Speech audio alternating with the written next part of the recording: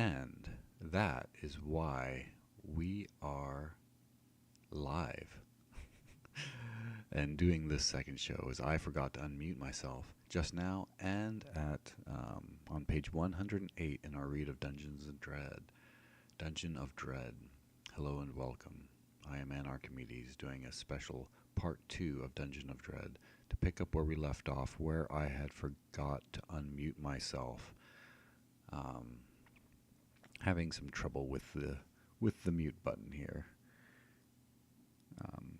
but appreciate everyone who's patient with me.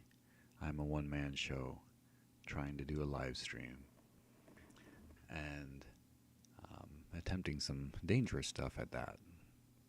So, we were reading Dungeon of Dread by Rose Estes, which is a endless quest, choose your own adventure type book, pick a path to adventure. These were produced by TSR.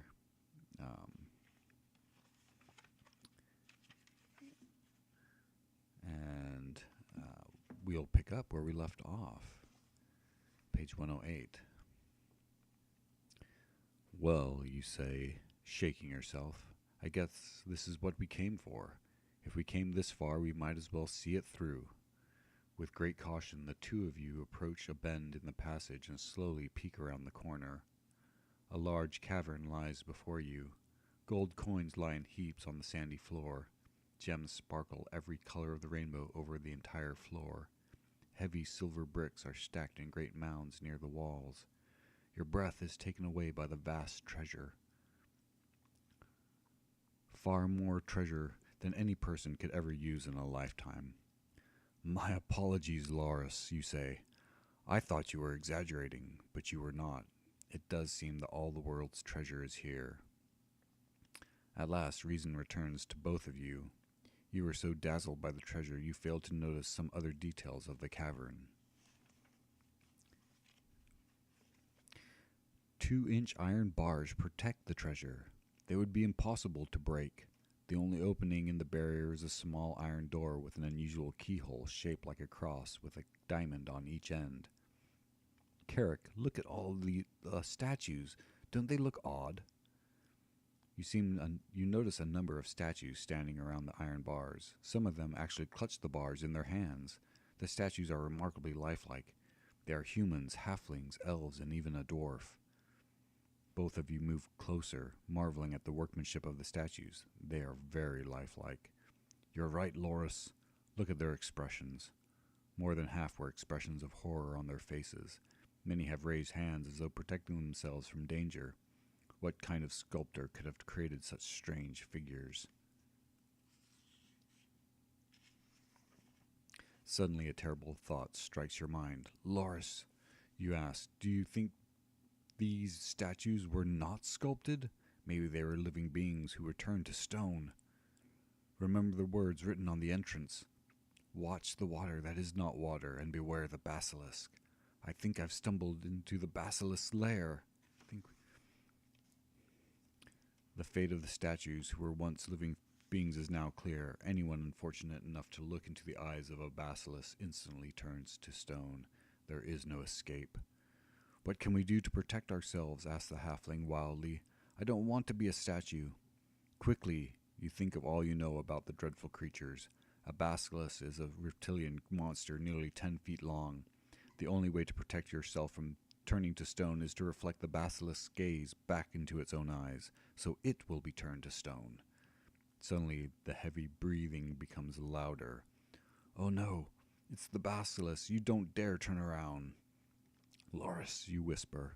Don't turn around. Whatever you do, don't turn around. You stand in your place, eyes tightly closed, trying to think of your next move. Evil laughter bursts forth, and a voice hisses. Do you know our secret fighter? Come, turn around and meet my pet. Not many come this far, and none leave except, of course, your small friend. It seems I made a mistake, but who expects worms to grow backbones? This dungeon is a profitable and pleasant place for me, and I do not intend to let you spoil my fun. Come, turn around. A wild plan forms in your mind. You don't know if it'll work, but it's worth a try. Anything is better than becoming the newest statue in the wizard's collection. Quickly, you whisper your plan to Loris. Slowly, the two of you lower your heads and raise your shields at the same time. The highly polished surface covers your faces.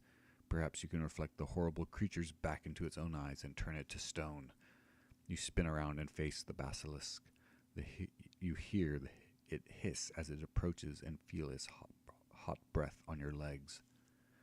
Abruptly, there is a crunching, crackling, splintering sound, and then there is only silence. "Kalman," you call out. "We would go in peace." There is no answer.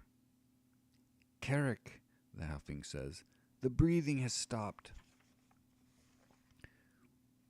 You peer out from behind your shield. At first you see only sand, then you see a scaly hide, but the hide is made of stone. The basilisk lies on its side in the sand, frozen forever in stone.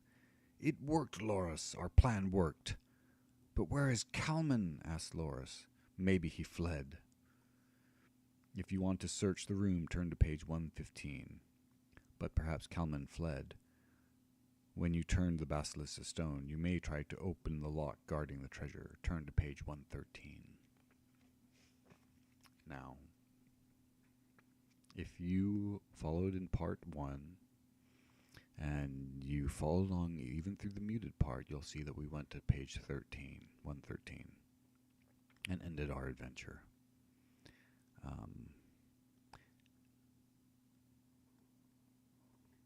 Along that path, it's a decent ending. But we're going to go ahead, since this is a second read-through for me, and anyone who followed along saw which pages we went to, and even though the picture on the overhead cam isn't the best, you might have been able to follow along a little bit of what the ending was. We'll go to page 115 this time. Because we want to make sure this room is safe before we continue on. Kalman steps into your sight. "Here I am, worms," he says.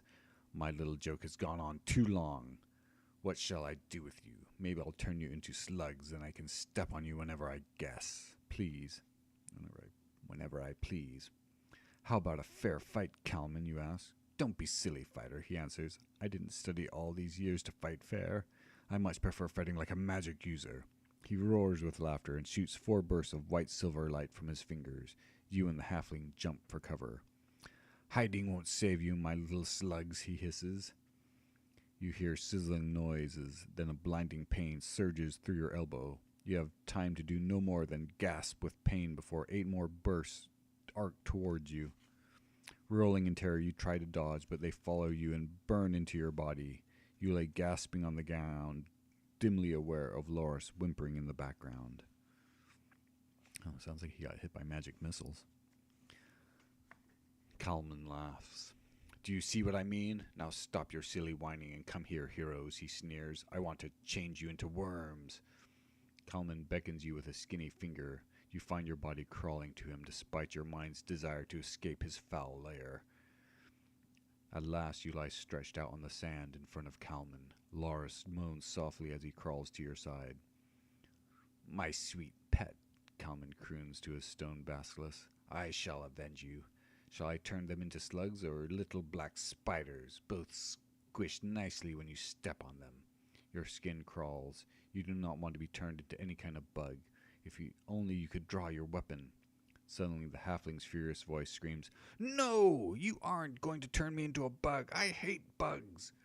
You lift your head in amazement as Loris flings himself at the wizard. I don't want to be a bug! Screams the halfling, locking his arms around Kalman's knees and struggling to topple the evil wizard. Kalman's amusement turns to anger. He finds it difficult to pull the halfling away. Kalman raises his hand and points his fingers at the halfling. Loris screams, No, I don't want to be hurt either! He gives a great jerk that throws Kalman off balance. For a moment, the halfling and the wizard sway back and forth. Then the two topple to the ground. Ignoring your pain, you force yourself to your knees and crawl to the struggling wizard and halfling. Get off me, you miserable halfling! I'll turn you into a centipede! Screams the wizard, attempting to free himself. I hate bugs! Screams the halfling. Finally, Kalman wrenches one leg free and kicks at the halfling. Realize this is your only chance. If you are to live, you must do something now. Gathering all your strength, you fling yourself on top of the struggling wizard and grab both his wrists to prevent him from throwing any more spells. Kalman roars in fury. His evil face is only inches from your own. His lips curl back in a dog-like snarl. You cannot win, fighter, he hisses. Even with this stupid halfling holding my leg, I am more than a match for you. When you creep through the black tunnels on your belly, waving your antenna in the air, you will wish you had never touched me. You are about to reply when the wizard shoves you mightily. Both of you tumble, locked in each other's grip. Loris clings as hard as he can to Kalman's legs. Do something, Garrick, he cries. Do something. Do what? You gasp. I don't want to be turned into a bug any more than you. Try as you may, you cannot do more than just hold on to Kalman. You are weakening fast. The constant bashing against your injuries causes your injuries to throb and ache. Risking the chance Kalman will free himself, you reach down and draw your sword. Kalman dashes you against the cavern wall, and your aching fingers drop the weapon. Kalman yells triumphantly and rolls away. He seizes your sword and flings it across the room. Rolling away from Kalman, you strike the treasure room bars. Realizing they are near the end of your strength, Kalman jumps on top of you. Now, he hisses, pointing his bony finger at your face. Just as you think the end is near, Kalman screeches terribly and falls aside. You bit me, the wizard screams. Let go, let go. Loris has wrapped himself around Kalman's legs, his teeth clamped on the evil wizard's leg. You scramble for your sword, but it lies across the room. Your hand fumbles about, searching for anything that can serve as a weapon. Your fingers close upon coins, jewels, a chalice. Useless, all useless. Suddenly your fingers encounter a slender, heavy metal rod. The rod grows warm as soon as you touch it. As you bring it forward, you see the rod glows pale green. Kalman's eyes open wide and he grows pale. Horror spreads over his face. He cringes, hands held before him, trying to escape the rod. His mouth moves, but no words come out.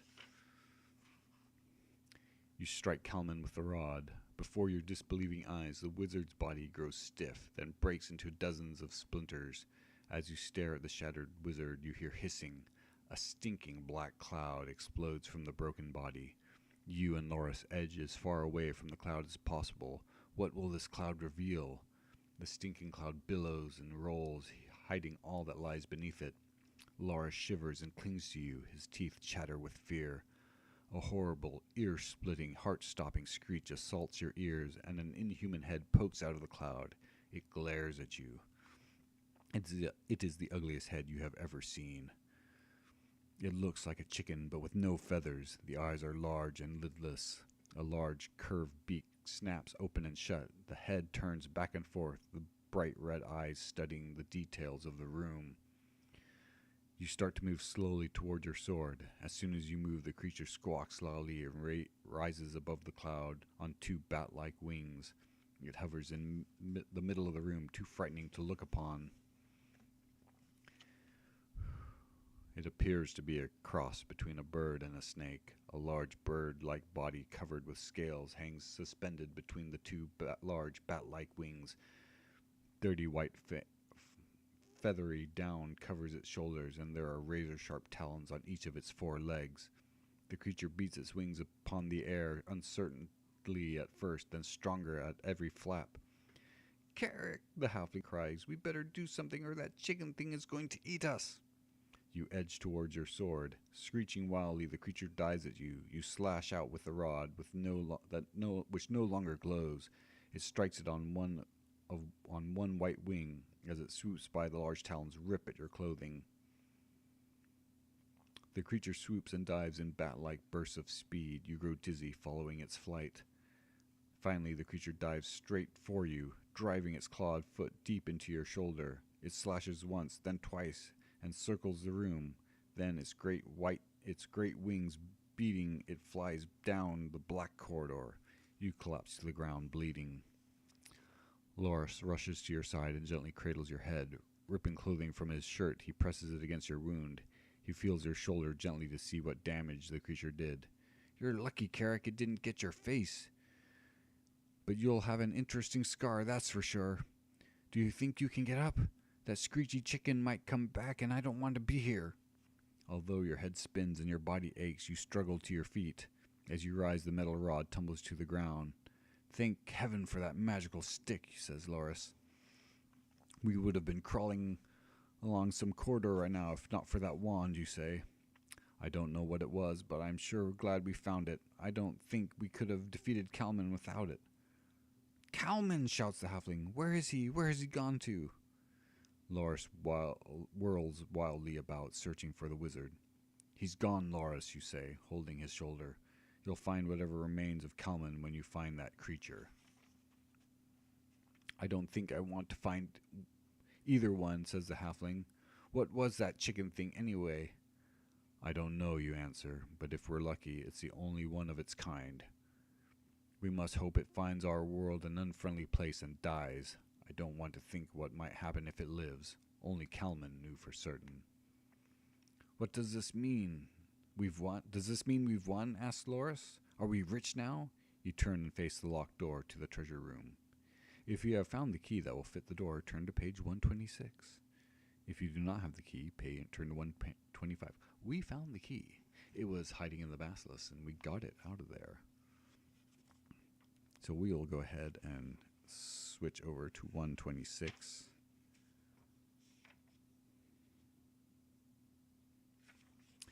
You open your leather pouch and pull forth the key you snatched from the water weird's room. With trembling fingers, you fit the key into the lock and turn. The lock clicks and the door opens. The treasure is yours. Woo-see, yells Loris, leaping up past you and tumbling into the treasure. Wait till me missus sees some of this. She'll think me once or twice before she yells at me again. Sitting upon a pile of gold, he rains a shower of gems down upon himself. You gaze about the treasure room and say, You realize all this treasure was stolen. We can never hope to find the rightful owners, but we can donate part of it to the poor of your village. There would still be untold riches for us to share. Loris stuffs his pocket with gold, then sits back on an open chest. What are you going to do with your share? He asks. I think I shall claim this mountain for my own and dedicate myself to it, stamping out evil. And I shall build a school for training of fighters. Oh, and I shall build a school for the training of fighters, you continue. Fighters who wish to be good, not evil. And you, Loris the Brave, will you be my right-hand man? The halfling rises and walks to your side. His small face looks up into yours, and he smiles. He extends his hand. I am your man, he says. You clasp his hand tightly and leave the treasure room. We'll come back for the rest later, you say. You edge past the basilisk and return to the breezy corridor, and notice just before you entered Kalman's treasure room, or the corridor you noticed just before you entered Kalman's treasure room. You find a narrow spiral staircase. The staircase curves upward for a long time. At last you find yourself standing before a huge boulder that blocks any further progress. Searching its surface carefully, you notice a cleverly hidden latch. You pull it, and the boulder swings aside. Sunlight streams in. You are outdoors. You are alive, and you have found treasure enough to last several lifetimes. Suddenly, the boulder swings shut behind you. You turn around and see nothing but the smooth face of the mountain. But you are not dismayed. You know that when you both return, you will find the entrance and enter the dungeon again, this time as the owners. The end. Okay. That was Dungeon of Dread, Book 1 in the Endless Quest series, produced by Dungeons & Dragons and TSR by Rose Estes. Now we also have Book 2, Mountain of Mirrors, and Book 3, Pillars of Pentagon, that we can do readings of, and hopefully we won't make too much of a mess of it. Or if that was horrible, you can leave a comment and say, Anarchimedes, never do that again. That was not a successful stream. You let me know. If not, we will plan on possibly doing another reading. But I want, again, hopefully I don't have any more muting errors or difficulties, and forget to unmute myself. And So if you enjoyed it, hit like and subscribe, all that fun stuff. If not, don't. And until next time, I am Anarchimedes, signing off.